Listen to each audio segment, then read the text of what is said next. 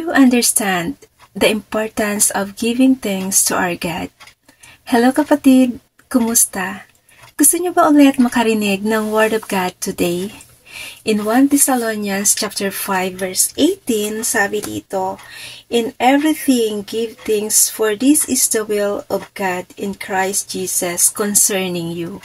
Sa Tagalog, sa lahat ng mga bagay ay magpasalamat kayo, sapagkat ito ang kalooban ng Diyos kay Kristo tungkol sa inyo. Itinuturo sa atin ng talatang ito ng Biblia na dapat tayong magpakita ng pasasalamat at magpasalamat sa Diyos sa bawat sitwasyon.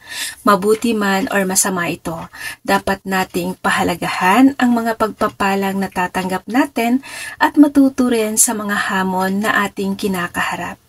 Sa pasasalamat sa Diyos, pinapakita natin ang ating pagtitiwala sa Kanyang plano para sa ating buhay at kinikilala ang Kanyang presensya at pagmamahal.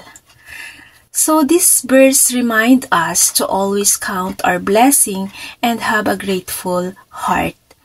Naiintindihan ba natin ang kahalagahan ng pagbibigay ng pasasalamat? Giving thanks in all circumstances means being grateful and appreciative no matter what happens in our lives. Madaling magpasalamat kapag may magagandang bagay, ngunit maaaring maging mas mahirap kapag nahaharap tayo sa mga paghihirap. Gayunpaman, itinuturo sa atin ng talatang ito na kahit sa mahirap na panahon, dapat pa rin tayong magpasalamat sa pamamagitan ng pagbibigay ng pasasalamat. Inililipat natin ang ating pagtuon mula sa kung ano ang mali o kulang sa kung ano ang mabuti at sa kasalukuyan sa ating buhay. Tinutulungan tayo nitong mapanatili ang isang positibong pananaw at isang pakiramdam ng kasayahan.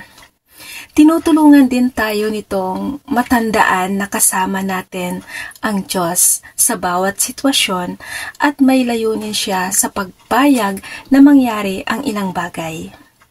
When we thank God, we acknowledge His blessing and provision. We recognize that everything we have comes from Him and we are not entitled to anything. Nilininang nito ang pagpapakumbaba at pasasalamat sa ating mga puso. Karagdagan pa, ang pagbibigay ng pasasalamat sa lahat ng pagkakataon ay nakaayon sa atin sa kalooban ng Diyos para sa atin. Ipinapakita nito na nagtitiwala tayo sa Kanyang mga plano at nananalig na ginagawa niya ang lahat ng bagay ng sama-sama para sa ating ikabubuti kahit na hindi natin ito laging nakikita sa ngayon.